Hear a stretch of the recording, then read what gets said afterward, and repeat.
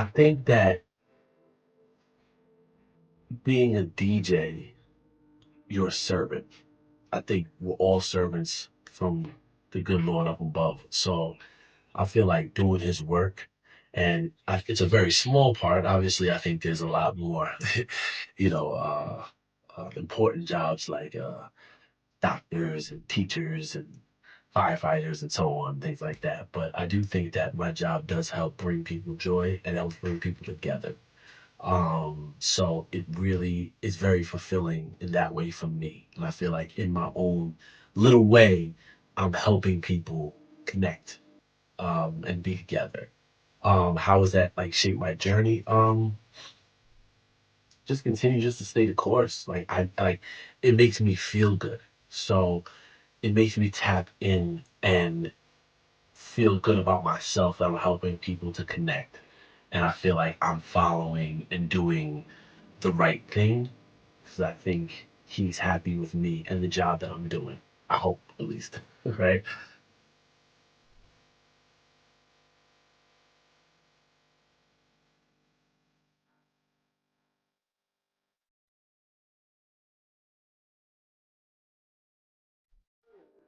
I am Ashanti's DJ, been for the past decade and a half plus to this point. I have built a strong connection and friendship with Nelly through that. Obviously, I would never be as close with him as I am if it wasn't for her.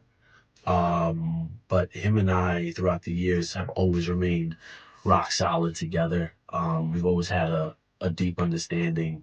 And I think I can speak for both of us. I think we just appreciate each other and respect each other. We are into similar things, sports, and we both like to party and have a good time and tell jokes and things like that. So I think it's very easy for us to get along. We debate a lot and don't always agree, but there's always a foundation of love and respect between the two of us, and I think that that is why we have built a relationship um, outside of music, a relationship just as men and as brothers. You know what I mean? So I definitely appreciate him, and I'd like to think he appreciates me just as much.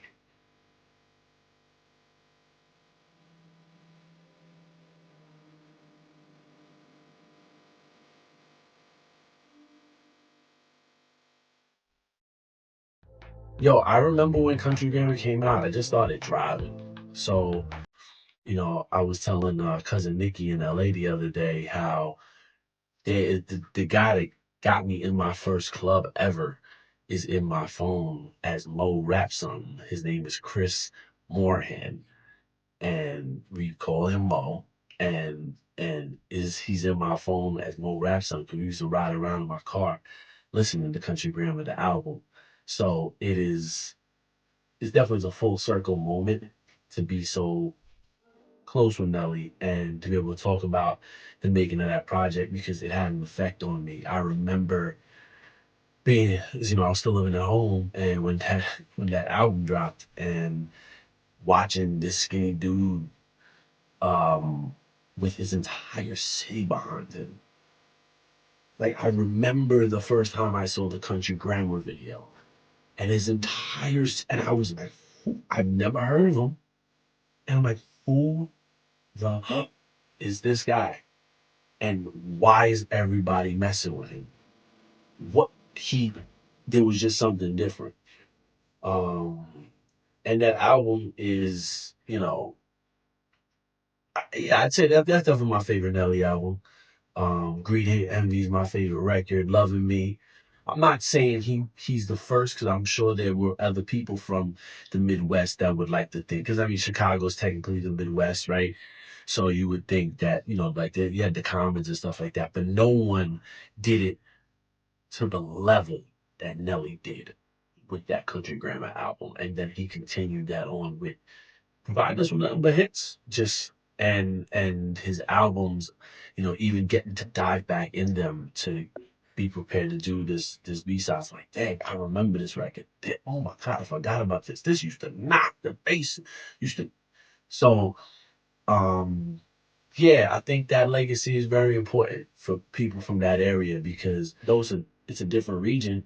Andre 3000 was right when he said the South got something to say. And I think the West got something to say. And even though I'm from New York, the Midwest got something to say. And all different parts of the country, the Pacific Northwest got something to say. And, they all have their contribution in what makes hip hop to them and hip hop culture and rap music to them. So they should never be discounted or be less than because they're not from New York. Like, they speak and they're the voice of those people.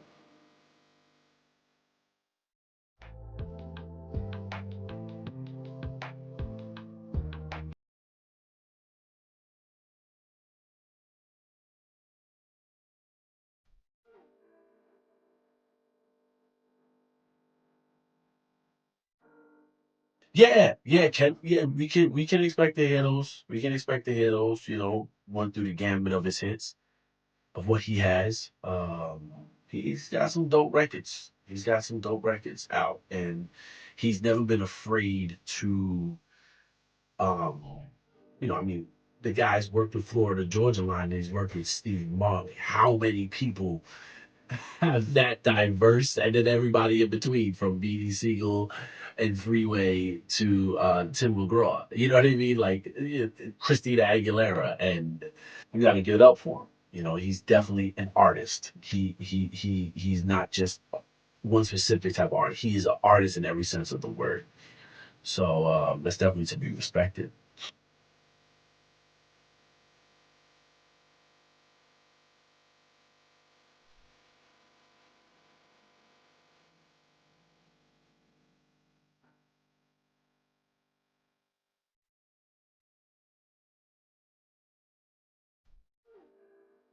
Yeah, yeah. I mean, Greed Hate Envy. Like, I even said it the other day in the Club City show. Like, that record hits different because we've all been pulled over, and I've had not the exact conversation with the police officer, but something similar. So I definitely could appreciate Greed Hate Envy. Loving Me is different. Die for You. Now being a dad, that record hits. That record just touches in a different way now.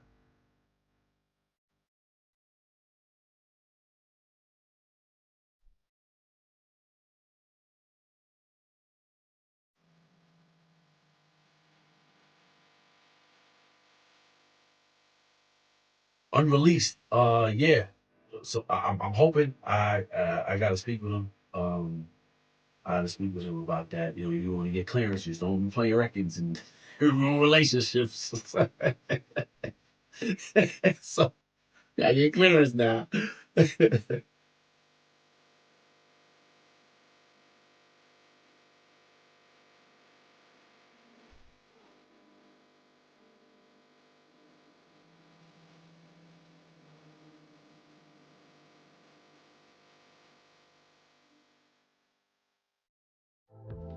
Yeah, listen.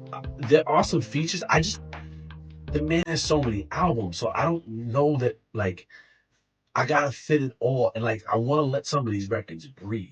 Like, there's some transitions I got, being a DJ, but like I don't know that I'm really gonna have the time to play everything. Like, that's a lot of music, and people got working for it. So I'm gonna do my best to play everything that I can play.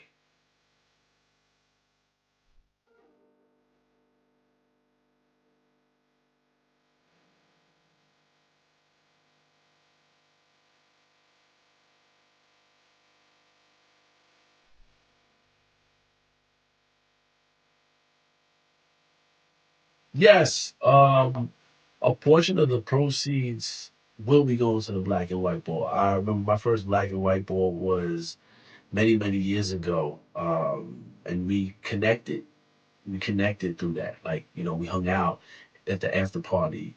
I actually stayed in St. Louis and hung out with him after that. So, like, the black and white boy has a very special meaning to me personally, and I love what he does by helping young people go to college. And with Make a Wish, I really do respect that, and I want to contribute in our own little way that we can to help him continue that cause, right? Especially with like Make a Wish and things like that. A lot of times when people in the community, they may get in a situation and it's negative, that's front page news. But when they do things like this, it's not it's not as amplified and it's not shown as much. So in my own small little way, just want to do what I can and do what I can to contribute, be a part of the solution, not the problem. And if we can help raise some money and just to contribute to help him further his cause, and what he's doing for the great people that's affected, that he works with, and this absolutely, again, it's all about being part of the solution, not part of the problem.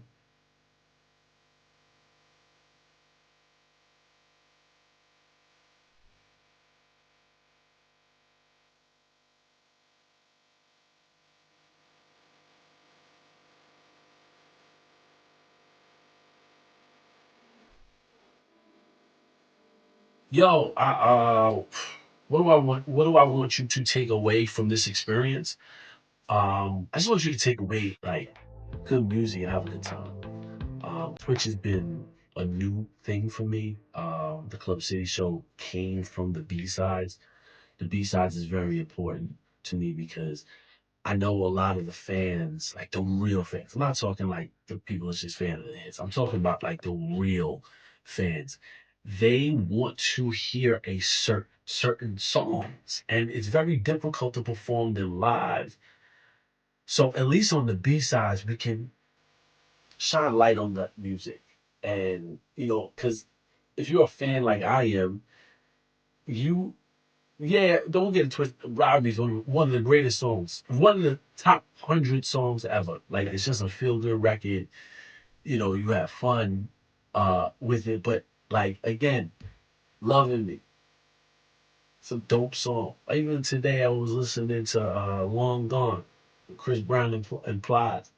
Like that's a that's a song he doesn't get to perform, but that song still needs to get played, and it still needs its light because it's art. And just because the art may not be appreciated by the masses doesn't mean that it's still not art that needs to be appreciated. And that's what the B-Sides is about.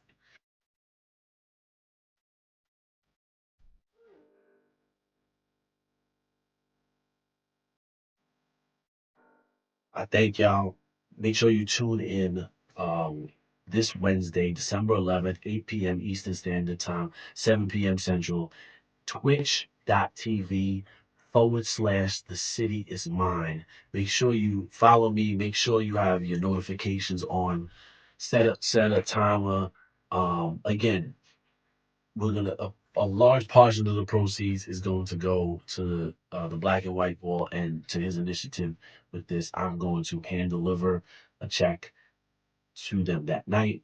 Um, yeah, thank you. Thank you, Chanel, for life. Thank you, everybody, for watching this. Taco Tuesdays with City. Uh, what's your favorite taco? Comment. Like, let me know what your favorite. I like tacos too, so let me know.